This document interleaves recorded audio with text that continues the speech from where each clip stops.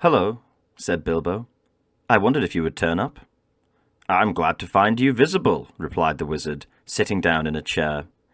"I wanted to catch you and have a few final words. I suppose you feel that everything has gone off splendidly and according to plan?" "Yes, I do," said Bilbo. "Though that flash was surprising. It quite startled me, let alone the others. A little addition of your own, I suppose?" "It was. You have wisely kept that ring secret all these years, and it seemed to me necessary to give your guest something else that would explain your sudden vanishment. And would spoil my joke. You are an interfering old busybody," laughed Bilbo, "but I expect you know best, as usual." "I do, when I know anything. But I don't feel too sure about this whole affair. It has now come to the final point. You have had your joke, and alarmed or offended most of your relations, and given the whole Shire something to talk about for 9 days, or 99 more likely. Are you going any further?" "Yes, I am. I feel I need a holiday. A very long holiday, as I have told you before. Probably a permanent holiday. I don't expect I shall return. In fact, I don't mean to, and I have made all the arrangements. I am old, Gandalf. I don't look it, but I am beginning to feel it in my heart of hearts. Well preserved indeed," he snorted. "Why, I feel all thin, sort of stretched, if you know what I mean, like butter that has been scraped over too much bread. That can't be right. I need a change or something."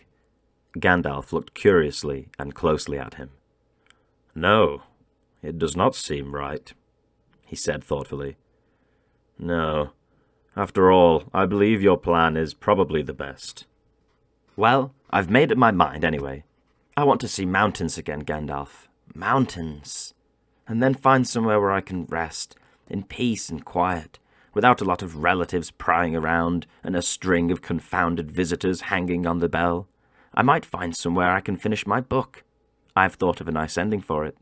And he lived happily ever after to the end of his days. Gandalf laughed. "I hope he will.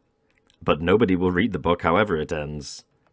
"Oh, they may, in years to come. Frodo has read some already as far as it has gone. You'll keep an eye on Frodo, won't you?"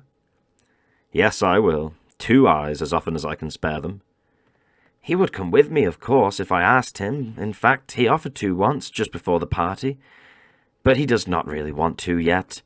I want to see the wild country again before I die, and the mountains. But he is still in love with the Shire, with woods and fields and little rivers.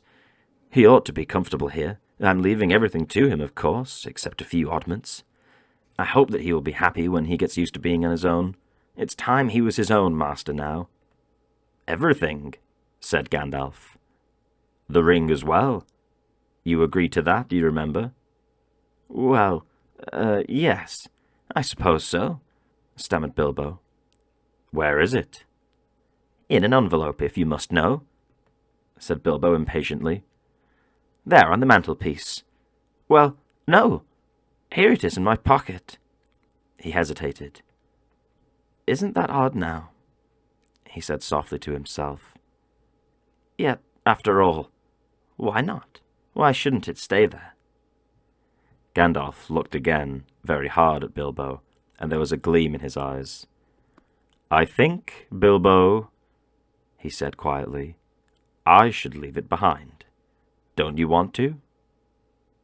"Well, yes, and no. Now it comes to it. I don't like parting with it at all, I may say. And I don't really see why I should.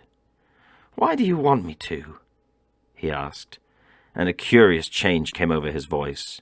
It was sharp with suspicion and annoyance. "You are always badgering me about my ring.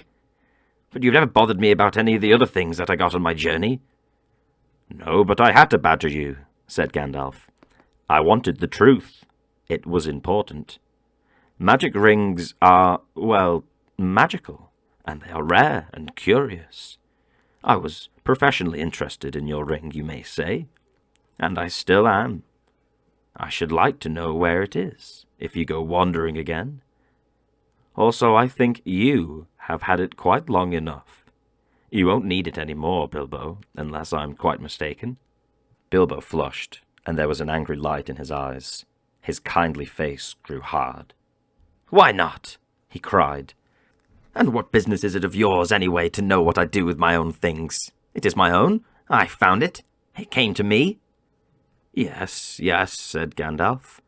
"But there is no need to get angry." "If I am, it's your fault," said Bilbo. "It's mine, I tell you. My own. My precious. Yes, my precious." The wizard's face remained grave and attentive, and only a flicker in his deep eyes showed that he was startled and indeed alarmed. "It has been called that before," he said, "but not by you." "But I say it now, and why not? Even if Gollum said the same once, it's not his now, it's mine. And I shall keep it, I say." Gandalf stood up. He spoke sternly. "You will be a fool if you do, Bilbo," he said. "You make that clearer with every word you say. It has got far too much hold on you. Let it go. And then you can go yourself, and be free." "I'll do as I choose and go as I please," said Bilbo obstinately. Now, my dear hobbit," said Gandalf. "All your long life we have been friends, and you owe me something. Come, do as you promised. Give it up." "Well, if you want my ring yourself, say so," cried Bilbo. "But you won't get it. I won't give my precious away, I tell you." His hand strayed to the hilt of his small sword. Gandalf's eyes flashed. "It will be my turn to get angry soon," he said.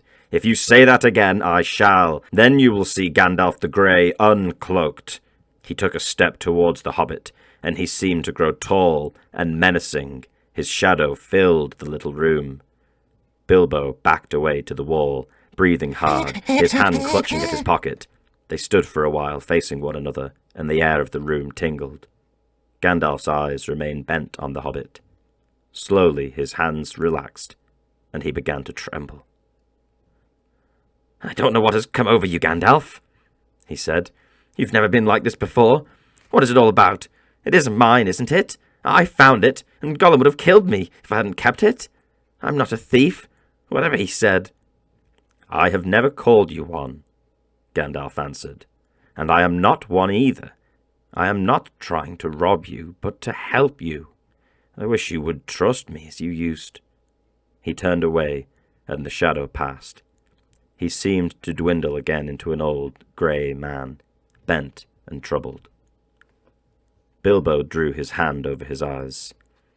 "I'm sorry," he said, "but I felt so queer, and yet it would be a relief in a way not to be bothered with it any more. It has been growing on my mind lately.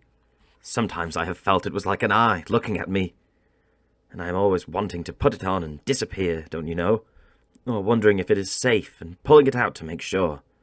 I tried locking it up, but I found I couldn't rest without it in my pocket. I don't know why, and I don't seem to be able to make up my mind."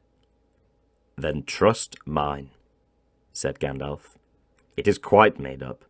Go away and leave it behind. Stop possessing it. Give it to Frodo, and I will look after him." Bilbo stood for a moment, tense and undecided. Presently he sighed. "All right," he said with an effort. "I will." Then he shrugged his shoulders and smiled rather ruefully. "After all, that's what this party business was all about, really. To give away lots of birthday presents and somehow make it easier to give it away at the same time. It hasn't made it any easier in the end. But it would be a pity to waste all my preparations. It would quite spoil the joke. Indeed, it would take away the only point I ever saw in the affair," said Gandalf. "Very well," said Bilbo. "It goes to Frodo with all the rest." He drew a deep breath. "And now I really must be starting, or somebody else will catch me. I have said goodbye, and I couldn't bear to do it all over again." He picked up his bag and moved to the door.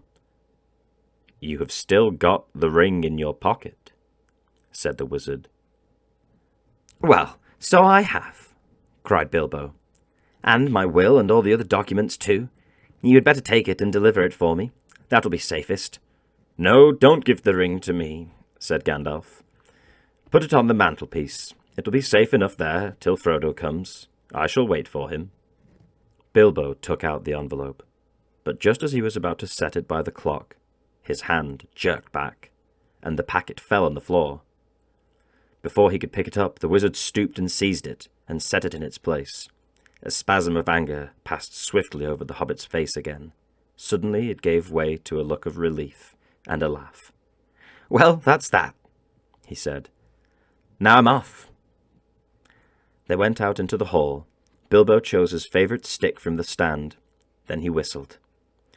3 dwarves came out of different rooms where they had been busy. "Is everything ready?"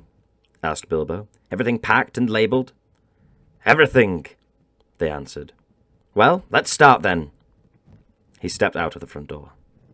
It was a fine night, and the black sky was dotted with stars. He looked up, sniffing the air. "What fun! What fun to be off again! Off on the road with dwarves! This is what I've really been longing for years. Goodbye," he said, looking at his old home and bowing to the door. "Goodbye, Gandalf." "Goodbye for the present, Bilbo. Take care of yourself. You are old enough, and perhaps wise enough." "Take care, I don't care. Don't you worry about me. I am as happy now as I ever have been, and that is saying a great deal. But the time has come. I am being swept off my feet at last," he added, and then, in a low voice, as if to himself, he sang softly in the dark. "The road goes ever on and on, down from the door where it began. Now far ahead the road is gone, and I must follow if I can, pursuing it with eager feet until it joins some larger way where many paths and errands meet, and whither then I cannot say." He paused, silent for a moment. Then, without another word, he turned away from the lights and voices in the field and tents, and followed by his 3 companions, went round into his garden and trotted down the long sloping path. He jumped over a low place in the hedge at the bottom, and took to the meadows, passing into the night like a rustle of wind in the grass. Gandalf remained for a while, staring after him into the darkness. "Goodbye, my dear Bilbo. Until our next meeting," he said softly, and went back indoors.